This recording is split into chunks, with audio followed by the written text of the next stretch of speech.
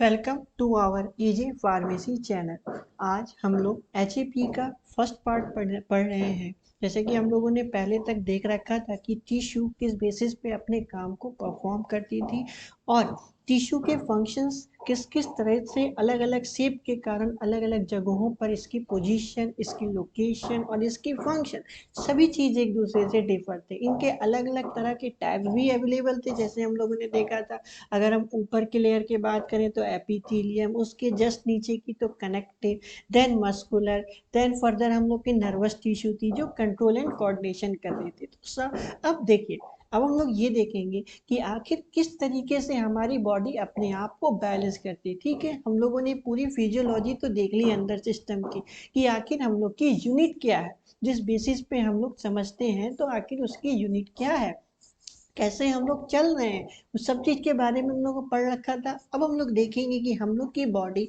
कोई भी external stimulus से कैसे अपने आप को बचाती है। So let's start with the term which we, जो हम लोगों ने पहली स्लाइड में देखा था, होम्योस्टेसिस, यानी कि अपने बॉडी को किस किस तरीके से आप बचा सकते हैं। यही चीज़ मैंने यहाँ पे लिखा कि the composition of the internal environment, the composition of the internal environment is tightly controlled and its fairly constant state is called a homeostasis। जैसा मैंने कहा कि अपने आप को हर तरह से के कंडीशन में फेवरेबल और स्टेबल रहने की जो टेंडेंसी करती, जो हमारी बॉडी अपने ही सिस्टम के थ्रू अपने आप को बचाती है, उसे हम लोग कहते हैं होम्योस्टेसिस। अगर हम सिंपल टर्म से बात करें तो यानी कि unchanging behaviour of a body, यानी कि literally it this terms means the unchanging.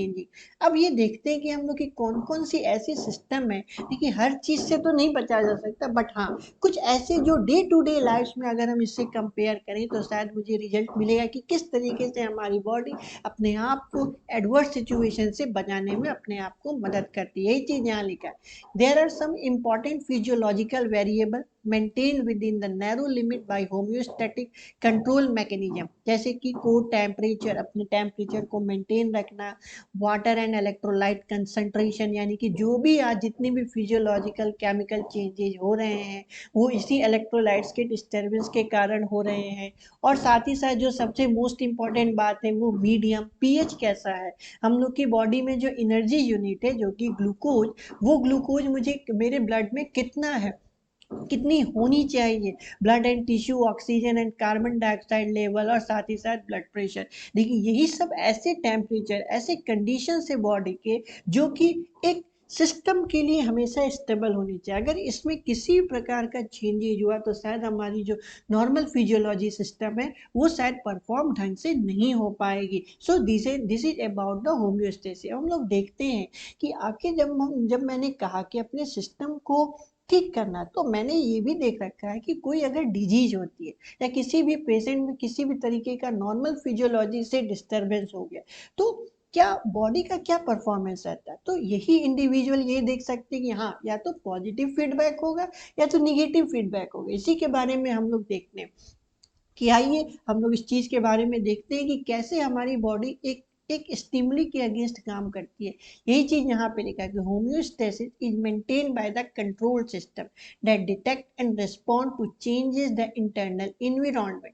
Control system क्या है? सबसे पहली बात, कोई चीज अगर होता है, सपोज मैं यहाँ पे किसी चीज का हैमरिंग कर रहा हूँ, बार बार हैमरिंग कर रहा हूँ, तो इसे सबसे पहली बात डिटेक्ट होनी चाहिए कि आखिर किस चीज से पीटा जा रहा है।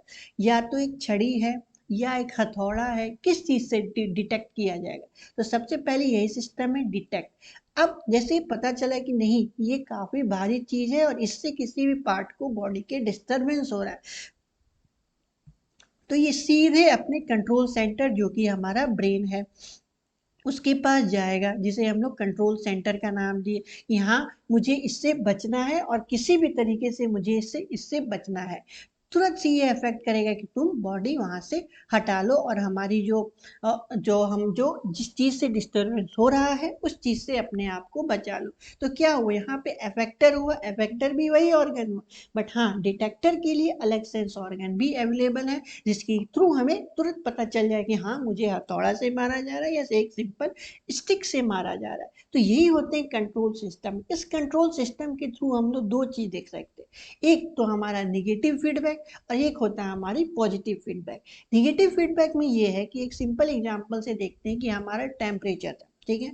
सपोज सपोज ये हुआ कि हमें ठंड लग रही है, तो मुझे अपने आप को सिकुड़ना है। तो ये क्या हुआ, एक तरीके का निगेटिव फीडबैक हुआ। Negative feedback in the sense कि हाँ, हम लोग की बॉडी उतने ही नॉर्मल में होनी चाहिए जितनी कि, अब देखिए जैसे टेम्परेचर कम हुआ, अब जैसा मैं कह रहा हूँ कि निगेटिव निगेटिव यानी कि उसके एडवर्स में होना चाहिए। निगेटिव है तो यानी कि हमें कैसा होना चाहिए कि और थोड़ा रिलैक्स होके बॉडी को थोड़ा हीट देना चाहिए, बट ऐसा सिस्टम नहीं हुआ और हम लोगों ने सिकुड़ लिया। और साथ ही साथ हम बात करें पानी का, अब जैसे कि पानी में मैंने किसी फिंगर को डाला तो हम लोग देखते हैं कि सिकुड़ना होता है। क्यों सिकुड़ना होता है, ताकि हमारा इंटरनल टेम्परेचर, इंटरनल जो ऑस्मोसिस प्रोसेस है वो एज इट इज मेंटेन रहे। यही चीज यहाँ पे लिखा कि negative feedback means that any movement of such a control system away from its internal set of point is negated यानी कि reversed. If a variable rises, negative feedback bring down again. कोई चीज अगर बढ़ रहा है तो उसे घटा देगा, and if it falls, negative feedback brings it back to its normal. अगर कोई चीज निगेटिव में हो रहा है तो उसे वापस से नो, यानी कि जस्ट अपोजिट रिएक्शन होना। The response to the stimulus therefore reverse the effect of that stimulus, keeping the system in a steady state and maintaining the homeostasis. यानी कि अगर निगेटिव हो रहा है तो पॉजिटिव की तरफ रिस्पॉन्स डालना चाहिए, और अगर पॉजिटिव हो रहा है तो निगेटिव की तरफ रिस्पॉन्स करके अपने बॉडी को मेंटेन रखना। होम्योस्टेट यानी कि अपने बॉडी को स्टेबल रखना। यही चीज एग्जांपल इसे कंट्रोल ऑफ बॉडी टेम्परेचर इस डायग्राम से समझते हैं। डिटेक्टर ने डिटेक्ट किया कि हमें ठंड लग रहा है, सीधे ब्रेन पे गया कंट्रोल सेंटर में कि बॉयलर है तो रूम टेम्परेचर बढ़ा हुआ है, रूम टेम्परेचर बढ़ा है तो उसे छूना नहीं, ग्रेजुअल हीट लॉस होगा फ्रॉम रूम और रूम टेम्परेचर हम लोग का डाउन हो जाएगा। अब देखिए यही चीज देखिए, रूम टेम्परेचर हुआ, रूम टेम्परेचर देखिए बढ़ रहा था। अब इससे अगर हम डिटेक्ट करिए कि नहीं ज़्यादा बढ़ रहा है तो उसे कंट्रोल कर दिए तो हमारा रूम टेम्परेचर घट गया। तो क्या हुआ, ये जस्ट रिवर्स हुआ कि टेम्परेचर बढ़ रहा था, हम लोग की बॉडी ने टेम्परेचर को घटा दिया। तो क्या हुआ, जस्ट उल्टा निगेटिव फीडबैक हुआ। अब हम लोग देखते हैं कि इसे पॉजिटिव फीडबैक कैसे हुआ। पॉजिटिव फीडबैक के बहुत सारे एग्जाम्पल, जैसे ब्लड का क्लॉटिंग होना, जैसे कि आप देखिए कि अगर अगर कहीं कट लग जाता है बॉडी में तो क्या होता है कि हाँ, ब्लड का लॉस काफ़ी ज़्यादा होने लगता है। ब्लड का लॉस काफ़ी ज़्यादा होने लगता है तो वहाँ पे क्या होता है, खून जम जाता है। क्यों, क्योंकि वहाँ जाके हम लोग का ज़्यादा बॉडी लॉस नहीं हो पाए। तो यही चीज़ है कि स्टिमुलेटरी इफेक्ट देता है। There are only a few of these cascade or amplified system in the body. In the positive feedback mechanism, the stimulus progressively increases the response so that as long as the stimulus is continued, the response is progressively amplified. जैसा मैंने कहा था, आप यहाँ से देख सकते हैं बॉडी टेम्परेचर पिछले बार घट रहा था, अब क्या हो, बॉडी टेम्परेचर को बढ़ाया गया। बॉडी टेम्परेचर बढ़ाया गया तो देखिए यहाँ पे इनिबिटरी इफेक्ट हुआ, detector specialise temperature sensitive nerve ending, then control centre में गया ग्रुप ऑफ सेल, फिर इफेक्टर में गया कि हाँ अपने आप को बचाने से स्केलेटल मसल को सीवरिंग होना है, ब्लड वेसल्स को और नैरो होना ताकि ज़्यादा ब्लड लॉस ना हो, बिहेवियरल चेंजेस करली अप कर लेना ताकि और सरफेस एरिया कम हो ताकि हीट लॉस ज़्यादा नहीं हो। अब देखिए, अब जैसे अगर बॉडी टेम्परेचर कम था तो अब बॉडी टेम्परेचर कम था तो अपने आप को बचाने के लिए सिस्टम ने किया, अपने आप को सीवरिंग किया, नैरो किया, कर्लिंग अप किया ताकि हीट लॉस ज़्यादा ना हो। तो क्या हुआ कि कम था ज़्यादा था तो अपने अंदर के टेम्परेचर को बढ़ाया गया। तो क्या हो, यहाँ पे हीट लॉस भी कम हुआ और साथ ही साथ हमारा सिस्टम भी, हमारा जो बॉडी है वो होम्योस्टेटिक कंडीशन में ही रहा। तो it include the blood clotting and uterine contraction during the labour pain. जब प्रेगनेंसी के वक्त आता है तो यही पॉजिटिव फीडबैक के थ्रू बेबी आउट भी होता है, ठीक है, जिसे हम लोग कहते हैं डिलीवरी। तो जिसे यही है हमारा निगेटिव और पॉजिटिव फीडबैक, यानी कि अगर पॉजिटिव रिस्पॉन्स दिया गया तो पॉजिटिव आंसर भी, अगर हीट को बढ़ाया गया तो बॉडी का टेम्परेचर भी हीट होना चाहिए और होम्योस्टेटिक हमेशा मेंटेन होनी चाहिए। तो यही चीज़ है हम लोग की पॉजिटिव और नेगेटिव फीडबैक। अब हम लोगों ने ये देखा कि ठीक है, हम लोग के पास जितने भी टिश्यू थे, हम लोगों ने अपने आप को किसी बेसिस पे किसी भी अलग अलग तरह के स्टिमुलस से बचाने की पूरी कोशिश की। तो अगर हम बचा रहे तो हमारी जो फिजियोलॉजिकल सिस्टम है उस पे क्या इफेक्ट हो रहा है, क्या हमारा प्रोसेस था, क्या हमारे नॉर्मल फिजियोलॉजी होता है जो रिप्रोडक्टिव पीरियड में इंपॉर्टेंट हो, जैसा मैंने कहा कि लेबर पेन में। तो आइए हम लोग इसे देखते हैं सेल साइकिल के थ्रू। सेल साइकिल एक ऐसा प्रोसेस है जो कि हर एक इंडिविजुअल में बहुत ही इंपॉर्टेंट रखता है।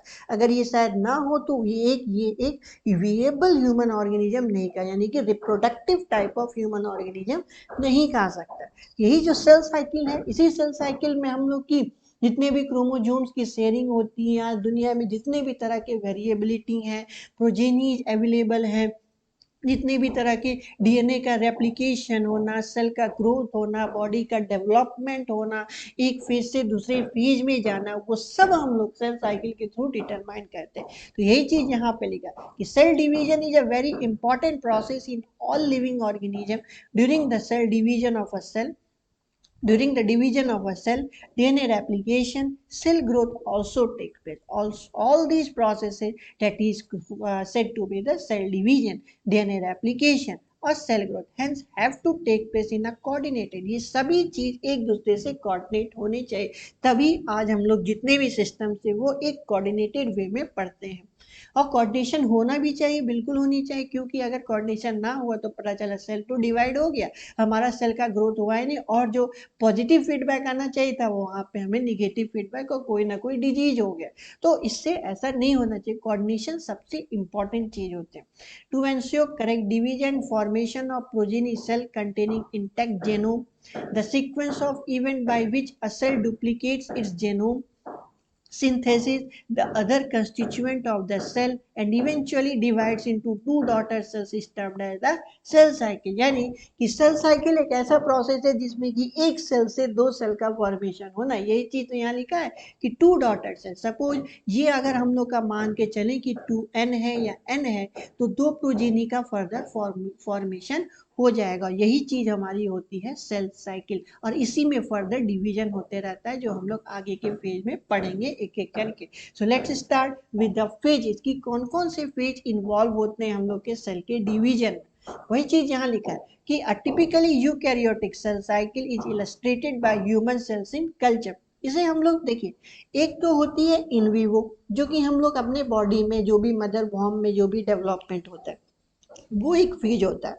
वो क्या, मैं या तो अगर हम बात करें, वो तो बात है ही कि मदर वॉर्म का जो सेल डिवीजन हुआ प्रेगनेंसी के लेवल पे, बट ये भी हम लोग डिटरमाइन करते हैं कि ठीक है, जितने भी तरह के जितने कल्चर सिस्टम होते हैं, ह्यूमन सेल्स की जितने कल्चर सिस्टम्स होते हैं, वो सब में इन तीनों चीज का सबसे मेन इन्वॉल्वमेंट रहा है जीवन फेज, एस फेज और G2 फेज।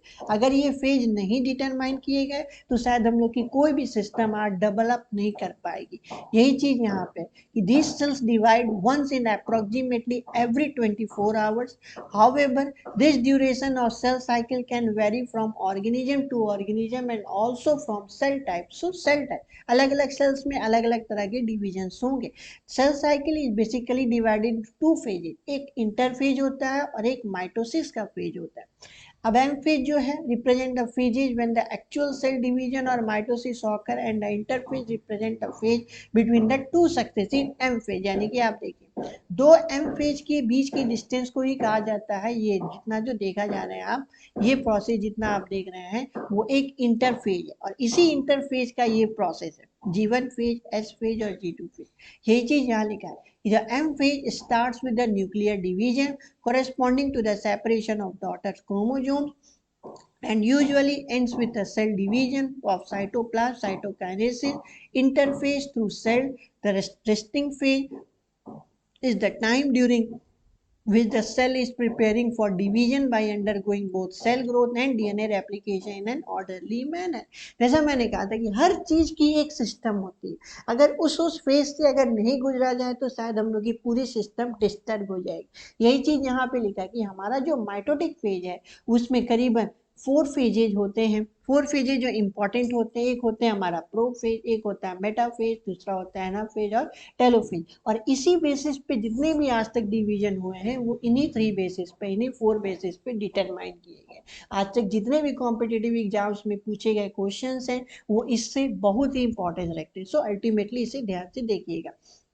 जो हमारा इंटरफेज होता है, जीवन फेज जिसे गैप वन फेज भी नाम देते हैं, एस फेज जिसे हम लोग सिंथेसिस फेज का नाम देते हैं, G2 फेज जिसे गैप टू का नाम देते हैं। अब एक एक करके इसे देखते हैं। जीवन फेज में क्या होता है कि हमारा जो सेल है वो फर्दर डिवीजन के लिए अपने आप को प्रिपेयर करते रहता है। उसी वही चीज को यहाँ पे लिखा गया। जीवन phase corresponds to the interval between the mitosis and initiation of DNA replication. During G1 phase, the cell is metabolically active and continuously grows but does not replicate. वो उसमें किसी फॉर्म का रेप्लिकेशन नहीं होता है। और उसके बाद followed by S phase. S phase. S is the synthetic phase. Synthetic phase marks the period during which the DNA synthesis or replication takes place. अब बात करते हैं हमारा कि जो S phase है, S phase में synthesis होता है, जो भी N सेल होता है वो 2N में कन्वर्ट हो जाता है। यही चीज यहाँ पे लिखा कि during this time the amount of DNA पर सेल्स डबल। हर सेल में, क्योंकि अब देखिए यहाँ पे प्रिपरेटरी लीव था, प्रिपरेशन हो रहा था सेल का कि अब ये सेल प्रिपेयर हो रहा था। अब क्या होगा, फर्दर डिवीजन के लिए एस फेज में गया। और साथ ही साथ इसमें कुछ ऐसे भी होते हैं जो डिवाइड नहीं करते, वो सीधे आपके G2 फेज में आ जाते हैं। तो उसे हम लोग G2 या G0 फेज की भी नाम से जानते हैं। क्यों? क्योंकि वो एक रेस्टिंग फेज है, यहाँ पे भी सेल, बट हाँ जब जरूरत पड़ेगा तब यहाँ से सेल डिवाइड करना शुरू होगी। यही चीज यहाँ पे एस फेज में लिखा। If the initial amount of DNA is denoted as 2C, then it increases to 4C। अगर 2C है तो 4C हो जाएगा। However, there is no increase in the chromosome number, and if the cell had diploid or 2N number of chromosome at G1, even after S phase, the number of chromosome remains the same, that is 2N. अगर 2N है यहाँ पे तो अगर हैप्लॉइडिक condition है तो वहाँ पे अगर डिप्लॉइडिक कंडीशन है तो 2N का 2N ही आगे बढ़ते चला जाएगा। तभी फर्दर इसका डिवीजन होगा। बट जब देखिए ये जैसे मैंने कहा कि यहाँ पे जो क्रोमोजोम नंबर है वो डबल होता है, डीएनए नहीं डबल होता। जैसे यहाँ पे देखिए कि the DNA is denoted as 2C, then it increases to 4C. अब बात करें if the cell है diploid और 2N number of chromosome at G1, कुछ कुछ ऐसे कंडीशन मैंने कहा था कि जो G2 फेज में जाते हैं, ऐसा भी हो सकता है कि हाँ भाई वो यहाँ पे जो डिप्लॉयड है 2N है वो एज इट इज 2N में ही रह सकता है। तो यही चीज है। अब आइए हम लोग एक एक करके एम फेज के बारे में पढ़ते हैं कि आखिर कौन कौन से फेजेज हैं जो इनमें सबसे मोस्ट इंपॉर्टेंस रखते हैं। जो एम फेज को, जिसे हम लोग माइटोटिक फेज का भी नाम देते हैं, क्यों हम लोग नाम देते हैं? क्योंकि इसमें एक ऐसा चीज होता है जो कि म्यूसिस से इसे डिफर करता है। इसमें इक्वेशनल डिवीजन होता है। अगर सपोज एन है तो इसमें जो फर्दर डिवीजन होगा ना वो एन ही होगा। और इसका सबसे मोस्ट एडवांटेज ये है कि इसमें जो सेम क्रोमोजोम नंबर है वही फर्दर डिवाइड होते रहते हैं। इसमें किसी प्रकार का डेवलपमेंट या 2N से N नहीं होता है, यानी इक्वेशनल डिवीजन होता है। यही चीज यहाँ लिखा है। This is the most dramatic period of the cell cycle involving a major reorganisation of virtually all component of the cell, since the number of chromosome in the parent and progeny cell is the same. It is also called the equational division. जैसा मैंने कहा कि जो parent में है और जो progeny में वही सेम नंबर ऑफ क्रोमोसोम का ट्रांसफर होगा। अब क्या है कि इसमें जो लेवल, जैसे हम लोगों ने पहले देखा था, मेटाप्रोफेज, मेटाफेज, एनाफेज, टेलोफेज, ये एक ऐसे फेजेज है जो कि हर सेल साइकिल में कॉमन है और इनका होना बहुत इंपॉर्टेंट है। हर सेल को इन 4 फेजेस से ये ट्रांसफर करना ही होता है। बट हाँ, इसका प्रोसेस अलग अलग। से प्रोफेज में क्या होगा, पहले जो हमारा न्यूक्लियस है ना उसका कंडेंसेशन होगा। सपोज अगर हम बात करें कि ये हमारा न्यूक्लियस है और इसमें जो क्रोमेटिन फाइबर्स है वो सबसे पहले बात कंडेंस्ड होंगे। कंडेंस्ड हो गए, यही चीज प्रोफेज में लिखा कि which is the first stage of karyokinesis of mitosis followed by the S and G2 phase of interphase. In the S and G2 phase, the new DNA molecules formed are not distinct but interlinked. Prophase is marked as the condensation of the chromosomal material. अब क्या हुआ, condensation हो गया। Condensation होने के बाद क्या होगा, फिर फॉलोड होगा आएगा आपका मेटाफेज। मेटाफेज में क्या होगा कि यहाँ पे क्रोमेटिन मटेरियल है और यहाँ पे इक्वेटोरियल अलाइनमेंट में अरेंज हो जाएंगे ये। यही चीज यहाँ पे the complete disintegration of the nuclear envelope mark the start of the second phase of mitosis, hence the chromosome are spread to the cytoplasm of the cell. By this stage condensation of chromosome is completed and they can be observe clearly under the micro, क्योंकि ये अपने location पे पहुंच चुके हैं। इस phase को हम लोग कहते हैं मेटाफेज। अब क्या बात है कि यहाँ पे क्रोमेटिन मटेरियल प्रेजेंट हो गया, फिर फॉलोड हुआ, क्रोमेटिन मटेरियल प्रेजेंट हो गया, अब एक जो कंडेंस्ड फॉर्म में गया था, अब एक एक करके यहाँ पे और यहाँ पे चला जाएगा। ये हो गया आपका है मेटाफेज। मेटाफेज में आया हुआ दो क्रोमेटिन मटेरियल था जो कि अलग अलग हो गया, जिसे हम लोग एनाफेज में देखते हैं। At the onset of anaphase each chromosome arrange at the metaphase plate is split simultaneously. देखिए स्प्लिटिंग हो गया ना, and the two daughter chromatids now referred to as a daughter chromosome of the future daughter nuclei begin their migration toward the two opposite pole। चला गया दो opposite pole पे। अब क्या होगा, अब जो लास्ट फेज आएगा, जो टेलोफेज होगा, उसमें क्या होगा कि ये जहां कहीं पे गए हैं वहीं पर एकजुट हो जाएंगे, कंडेंस्ड हो जाएंगे। ये एक मार्किंग कैरेक्टर है किसी भी माइटोसिस का। At the beginning of the final stage of karyokinesis telophase occur the chromosome that have reached their respective pole decondensed and lost their individuality, और वो वहीं पे जाके कंडेंस्ड हो जाएंगे। तो यही चीज था हमारा जो माइटोसिस फेज है, वो इसी से इसका डिनोशन होता है। अब हम लोग देखते हैं कि ठीक है, अगर ये ऐसा डिवीजन हो रहा है तो इसके फायदा क्या है। फायदा क्या है कि इनका डिवीजन हो रहा है, उससे एक बार हम लोग देख लेते हैं। आइए देखते हैं एडवांटेज ऑफ माइटोसिस। माइटोसिस का जैसे एडवांटेज था कि जैसा पेरेंट है वैसा हमारा प्रोजेनी भी है, तो कोई वेरिएशन नहीं है। ये फर्दर डिसएडवांटेज हो सकता है, बट एडवांटेज है कि जो पेरेंट का कैरेक्टर था वो आपके प्रोजेनी का भी कैरेक्टर हो सकता है, एक बात। दूसरा बात कि ये बहुत ही जल्दी जल्दी होता है, इसमें कुछ ज़्यादा क्योंकि वेरिएशन होना नहीं रहता, किसी प्रकार का अरेंजमेंट होना नहीं रहता, तो ये बहुत जल्दी जल्दी प्रोसेस है। इसमें हैप्लॉइड भी रिस्पॉन्सिबल हो सकते हैं और डिप्लॉइड भी हो सकते हैं। अब देखिए, माइटोसिस और the equational division usually restricted to diploid cells only. Haploid इसमें नहीं होते। हैप्लॉइड किस कंडीशन में, एनिमल्स कंडीशन, मतलब कि ह्यूमन के कंडीशन में नहीं, एनिमल के कंडीशन में हैप्लॉइड होगा। However in some lower plants and in some social insect haploid cells also divide by mitosis. जैसे मैंने कहा कि हैप्लॉइड डिप्लॉइड दोनों में इसका बेनिफिट है। और साथ ही साथ इट रिजल्ट, अब देखिए mitosis usually results in the production of diploid daughter जैसा identical genetic complement. The growth of multicellular organism is due to the mitosis. Cell growth results in disturbing the ratio between the nucleus and the cytoplasm. It therefore becomes essential for the cell to divide to restore the nucleocytoplasm। जो आपका loss भी था आप उससे आप बहुत ही आराम से उसे आप रीस्टोर भी कर सकते हैं। साथ ही साथ कि सेल रिपेयर में भी इसका मदद करता है। जैसे यहाँ देखिए, very significant contribution of mitosis is cell repair. The cell of the upper layer of the epidermis, cells of the lining of the gut and blood cells are being constantly replaced. Mitotic divisions in the meristematic tissue apical lateral cambium results in the continuous growth of the throughout. जैसे मैंने कहा कि आप plant में भी इसे देख सकते हैं। प्लांट का कैरेक्टर क्या हुआ कि मेरिस्टेमेटिक जो सबसे कोर जोन होता है किसी प्लांट का और सबसे ज़्यादा सेल डिवीजन वाला सेल होता है, उसमें भी ये माइटोटिक का इन्वॉल्वमेंट होता है। So it is very essential to understand the significance of this division in the life and of an organism। यही चीज तो मैंने कहा कि हाँ, माइटोसिस का है बहुत सारे बेनिफिट, बट इसमें एक चीज का डिसएडवांटेज है कि आपको कोई वेरिएबिलिटी नहीं नजर आएगी। तो आइए देखते हैं हम लोग की जो एक्चुअल में ह्यूमन ऑर्गेनिजम्स में जो सबसे ज़्यादा इन्वॉल्वमेंट होता है वो होता है आपका मियोसिस का। वही चीज़ यहाँ पे लिखा, मियोसिस और माइटोसिस में बस इतना डिफरेंस है कि मियोसिस जो होता है वो दो फेज में होता है, इसलिए मियोसिस 1 और मियोसिस 2 होता है। मियोसिस 1 में क्या होता है कि सेल को अरेंज किया जाता है, अरेंज किया जाता है जिस क्योंकि अब इसका जो डॉटर सेल्स है वो फॉरेन होने वाले, यानी कि 4 सेल्स इससे बनने वाले, इसमें 2 सेल्स नहीं बनने वाले, इससे 4 सेल बनने वाले। तो अब इसका क्या कैरेक्टर हुआ, और यही मियोसिस, देखिए जो प्रोफेज 1 का जो कैरेक्टर है जिसमें लैप्टोटीन, जैगोटीन, पैंकाइटीन, इन डिप्लोटीन और साइटोकाइनेसिस होते हैं, तो इसमें क्या होता है, इसमें यही तो होता है जो वेरिएशन कैरेक्टर। अब ये वेरिएशन को अरेंज करने के लिए ही इसे दो फेजेज में बांटा गया है। The production of offspring by sexual reproduction include the fusion of two gamete each with complete haploid cells of chromosome.